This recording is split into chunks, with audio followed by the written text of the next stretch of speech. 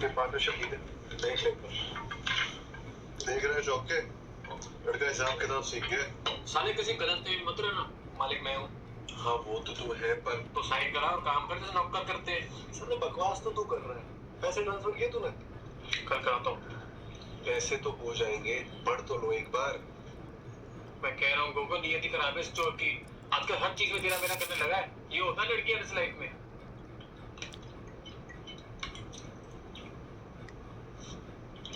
साला समझ में नहीं आता प्रॉब्लम क्या है। प्रॉब्लम ये है कि वो लड़की है। और क्या प्रॉब्लम है? प्रॉब्लम ये है कि हम चाहते हैं हमारी लाइफ में कोई प्रॉब्लम ही ना हो, लेकिन अगर हमारी लाइफ में कोई प्रॉब्लम ना हो तो ये उनकी लाइफ की सबसे बड़ी प्रॉब्लम है। बेसिकली हर लड़की की लाइफ में एक उम्र आती है जब उसे रियलाइज होता है कि अब उसकी लाइफ एक ड्राइवर, एक बॉडीगार्ड, एक नौकर और एक एटीएम की बिना नहीं चल सकती। और अब हर लड़की इतना सब कुछ तो अफोर्ड कर सकती नहीं ना, तो लड़कियां ढूंढती बॉयफ्रेंड, टाइप पे रखती, काम पर रखती, काम अच्छा लगे तो नौकरी, परमानेंट शादी। शादी में सबसे इंपॉर्टेंट चीज क्या होती है? मांग भरना। और आदमी को तो काम है औरत की हर मांग भरना। अबे नौकरी जाने का पेपर वर्क भी खत्म नहीं होता, लड़की गायब। ऑफिस वाले इतनी जल्दी आई कार्ड नहीं मांगते जितनी जल्दी ये तलाक मांगती है। बेसिकली अगर एक बार भी लड़की को पर्स में हाथ डालना पड़ गया यानी गायब। पर्स में तो इनके मिस्टर इंडिया वाली खड़ी रखी होती है, साला हाथ डालो गायब। अगर सच में बिल भरना है ना तो बिल भरो। बिल भरना चाहने का नाटक मत करो। बिल के अमाउंट के हिसाब से बिल मत भरो, हर बार बिल भरो। और सुन, लड़कियां ना माँ बाप के सामने गिव अप मारने का सिर्फ नाटक करती हैं। ऐसा कभी नहीं होगा कि तुम 2 लाख कमा रहे हो और वो माँ बाप के प्रेशर में 50,000 वाले से शादी कर ले। वो माँ बाप से तब तक फाइट करती है जब तक वो एटलीस्ट तुम्हारे कंपैरिजन का कोई लड़का नहीं ढूंढ लाते। फिर साला जब ब्रेकअप करेंगे तो ये नहीं कि बस चली जाए लाइफ से, साला 10 दिन तक ये डिस्कशन करेंगे कि क्यों कर रही है। अचानक से उन्हें इस बात की टेंशन हो जाएगी कि तुमने खाना खाया कि नहीं। अब इतनी कंसर्न है तो छोड़ ही क्यों रही हो। बेसिकली उन्हें चाहिए कि तुम उनसे पूछो तुमने खाना खाया, फिर वो कहे नहीं, फिर तुम कहो प्लीज खा लो, फिर वो रोए और ये बात स्टैब्लिश हो जाए कि ब्रेकअप जो उनके चुतिया पे की वजह से हो रहा है उसमें सबसे बड़ी विक्टिम भी वही है। सॉरी सेल्फिश कहेगी। अबे तू टाइटैनिक वाली को देख ले, जब माना कि लकड़ी पे एक आदमी के पेटोने की जगह थी तो 15-15 मिनट की बारी भी ले सकते थे। ठीक है तुम्हें पहले चढ़ने दिया, इसका मतलब है चढ़ के सो जाओगी। मस्त में नींद पूरी करके उठी। अबे तुमने ये कैसे डिक्लेयर कर दिया कि वो मर गया?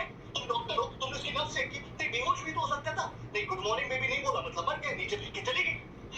सोने से पहले बात करनी, उठने के बाद बात करनी। भाई दिन पूरा नहीं पड़ता क्या कि आदमी सोने से पहले 2 मिनट चैन से लेट नहीं सकता क्या? और क्या है ये टॉक में टू स्लीप? और चलो इन्हें सुनाने के लिए मैं वो भी करने को राजी हो जाऊं, लेकिन सोते सोते रात रात में ऐसी कौन सी भयानक घटना घट जाती है कि उठने के साथ ही इन्हें फिर से बात करनी है। नहीं 1 घंटा हो गया तुम्हारा फोन नहीं आया। अबे आधा घंटा तो मुझे खुद को जगाने में लग जाता है। फिर आदमी हकता है, ब्रश करता है, नहाता है, शुरू हुए दिन के बारे में सोचता है। हर आदमी का फंडामेंटल राइट है हकते हुए सोचना, लेकिन ना इन्हें तुमसे तब भी बात करनी है। भाई शादीशुदा आदमी हमेशा ऑफिस के लिए लेट क्यों हो रहे होते हैं? क्योंकि जो टाइम पे उठते हैं वो बात करने में लेट हो जाते हैं, और जो समझदार है वो उठते ही लेट है कि साला उठो, तैयार हो और भागो, बस बात ना करनी पड़े। और ये सब बर्दाश्त करने के बाद इनका सबसे बड़ा चुतियापा ये है कि इन्हें सेक्स के बाद भी बात करनी है। अबे पागल हो क्या? सेक्स सेक्स इसलिए क्योंकि इट्स अल्टीमेट। क्लाइमैक्स को क्लाइमैक्स क्यों बोलते हैं? क्योंकि उसके बाद पिक्चर खत्म। मीठा खाने के बाद कोई सूप पीता है क्या? कभी-कभी तो मुझे लगता है they want you to talk them to orgasm। क्योंकि ना आदमियों से सिर्फ 2 नीड्स होती है, आई लव यू और सॉरी। साला आई लव यू बोलो तो बोलेंगे why do you love me. इन्हें हर 2 महीने में जानना है why do you love me या I love you but give me 5 reasons why you love me. अरे पागल हो क्या यार, इतना कौन सोचता है बे? सुना नहीं तुमने कभी प्यार एक एहसास है? और उससे भी बड़ा चुतियापा है सॉरी, क्योंकि इवेंचुअली हर आदमी थक हार के सॉरी बोल ही देता है, लेकिन सॉरी बोलने के बाद मामला खत्म नहीं होता। सॉरी बोलने के बाद असल मामला शुरू होता है कि तुम्हें पता नहीं तुमने सॉरी क्यों बोला। अरे तुम्हें ये भी नहीं पता तुमने सॉरी क्यों बोला। अरे जिस बारे में लड़ाई हो रही है उसी बारे में सॉरी बोल रहा हो ना। अबे कोई भी बात तुम इन्हें समझाओ, मजाल है जो समझ आ जाए।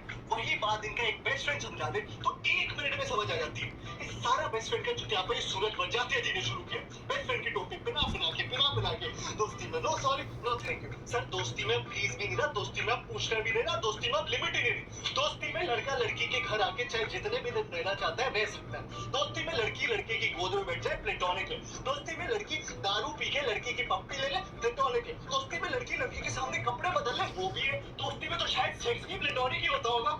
कपड़ों के बारे में जरा सा कुछ बोल दो अचानक से फेमिनिस्ट टाइप हो जाएगी। You can tell me what to wear. अरे जब तुम मुझे बता सकती हो कि मैं क्या पहनूं तो मेरा बताना अचानक से equality, liberty, individuality, freedom, sovereignty का इशू कैसे बन जाता है? और इस सारा बहस किया फोन तो सबसे बड़ा दुश्मन है आदमी का। क्या है ना, हर रिलेशनशिप में एक स्टेज आती है जब आपको फोन पे बात करते हुए पता होता है कि इस कॉन्वर्सेशन में एक पॉइंट के बाद लड़ाई होगी, लेकिन आप फोन कट नहीं कर सकते क्योंकि लड़कियों के हिसाब से तो आपके फोन पे कट करने का बटन ही नहीं होना चाहिए। वो कट कर सकती है क्योंकि वो उनका हक है या उनको मास्टरशेफ देखना है, लेकिन आपने क्योंकि एयरटेल अब फोन ही नहीं टीवी पे भी आपकी मारने के लिए आ गया। मैच रिकॉर्ड करो, बाद में देखो। अबे औरतें कन्विंस होगी कि मैच रिकॉर्ड करके बाद में देखना एक जेन्युइन प्रोपोजिशन है। अबे कौन सा सेल्फ रिस्पेक्टिंग मर्द मैच बाद में रिकॉर्ड करके देखता है बे? पहले साले ये सर्विस प्रोवाइडर्स हमारी मार रहे थे कॉलेज कम करके, वो मार के उठे तो साले स्मार्टफोन्स वाले आ गए। अब बता ऐसी कौन सी जरूरत आ गई थी ऐसा ऐप बनाने की जिससे किसी को आपकी लोकेशन का पता चले? हाँ, सिगरेट खरीदने के लिए रास्ते में रुक गया तो तुरंत फोन आ जाएगा, बेबी इट्स फाइन ना, मैंने देखा तुम 3.5 मिनट से कहीं पर रुके थे तो मैंने सोचा फोन करके पूछ लूं। हाँ? अबे मेरी माँ, गाड़ी चलाते वक्त इतनी बार फोन करोगी तो मैं वैसे ही मर जाऊंगा। साला आदमी मर भी रहा हो ना तो भी शायद नहीं ये चाहिए कि बेबी मैं फोन करके बताता हूँ, बेबी मैं मर रहा हूँ, वो यमराज लेने आ गए, ठीक है? तब भी इन्हें बात की परवाह नहीं होगी कि आदमी मर रहा है, तब भी पूछेंगे कहाँ मर रहा है, क्या मर रहा है? अरे Seriously? तुम्हारा मरने का प्लान था और कौन-कौन साथ में मर रहा है? अच्छा, अब तुम उसके साथ भी मरने लगे? सती जी ऐसी थोड़ी छिलाई थी अपने पति को यमराज से, उन्होंने ले नहीं कर दी होगी। कहा होगा ऐसे कैसे, कहा क्यों? यमराज बोला होगा सॉरी बहन जी गलती हो गई, आप ले जाओ वापस।